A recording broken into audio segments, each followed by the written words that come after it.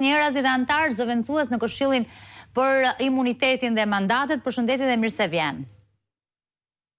Përshëndetje, faleminderit për ftesën. Ivi, do doja të ndaleshim fillimisht tek situata dramatike që ka përfshirë, tani mund ta themi jo vetëm Juglindjen, sepse ne përgjatë pjesës së parë të këtij edicioni u ndalëm duke përcjell edhe raste të tjera, si edhe në veri të vendit për shembull, po duket qartësisht që është ajo shpreha e famshme, rrugët e lëna rrugëve, që po nxjerrin gjithçka në pah lidhur me qeverisjen, me keqeverisjen, me aferat, me mungesën e standardeve, ka shumë shka aty për të folur, po mbi të gjitha kanë bllokuar me mira qytetarë dhe kanë pamundësuar lëvizje, kanë sjell kosto të mëdha financiare, ku kemi parasysh për shembull edhe shkëmbime tregtare për rastin e Juglindjes e kështu me radhë. Unë do doja, nëse regjia ka gati tani, përpara se të kalojmë dhe të dëgjoj fjalën tënde, atë çfarë ti ke përcjell për të analizuar, për denoncuar, se si fliste kryeministri Rama disa kohë më parë lidhur me rrugët. E ndjekim pak? Përveç udha e mbar apo mirupafshim që janë fjalë të gjitha gjuhëve, ka dhe shumë urime të tjera kur dikush niset për rrugë, vafsh ndosh, u kthefsh ndosh, të bëft udha dritë. Po ka dhe shumë mallkime që nuk ekzistojnë në gjuhë tjera, thefsh qafën, të prufshin shtatë në krah, mos u kthefsh kurrë. Sot gjithë ky arsenal urimesh apo mallkimesh është prap po aq aktual. S'kemi asnjë rrugë kombëtare që mund të certifikohet me standarde sigurie dhe qarkullueshmërie të Bashkimit Evropian, brenda këtyre 4 viteve, kjo situatë do ndryshoj. Ndërkohë sot, përveç panoramës, kryeministri Rama së bashku me një sër përfaqësuesish të disa institucioneve kyçe në vend, thotë që fajin e ka shiu dhe moti. Çfarë për të thënë për këtë situatë? Patjetër është refren i njohur për fat keq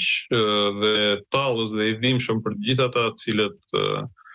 problematika e ditëve të fundit i ka izoluar krejtësisht nga çdo kontakt normal me pjesë të tjera të Shqipërisë, veçanërisht me kryeqytetin, për një mundje, një smundje, një problematik shkollore, një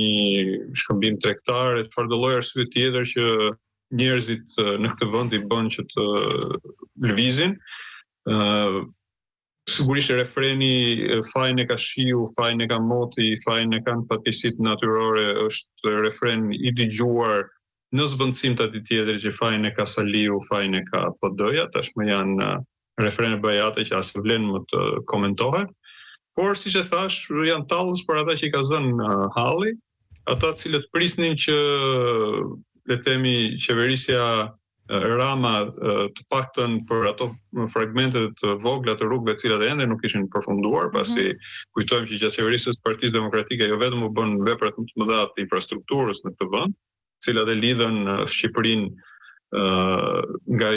veriu në jug dhe jo vetëm kaq, por vepra mëdhore e rrugës Kombit bëri atë që ishte pamenduar për shumë vite dhe dekada me radhë, pra lidhjen e shpejtë të Shqipërisë me Kosovën. Tutje kësaja,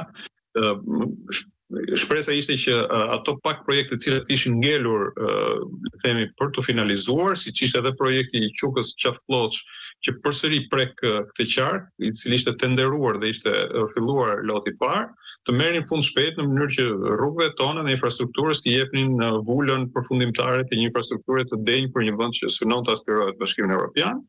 Ndërkohë që krejt e kundërta ka ndodhur, është parë veçanërisht jo vetëm ministria në të cilën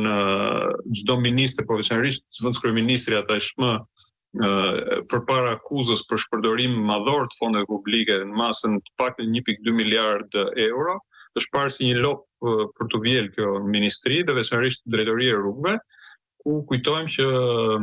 qeverisja Rama ka rekordin e trisht të ndarjes së një loti prej 13 kilometrash në 14 tendera, pra është tender dhe lote më pak se sa 1 kilometër, me qëllim që të vidhej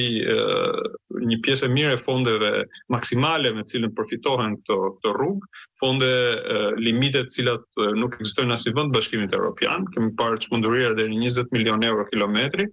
shumë larg shifrave që homologët e këtyre kompanive përfitojnë nga garat e Bashkimit Evropian. Dhe kemi parë qëllimin e vetëm atë të grabitjes së fondeve publike,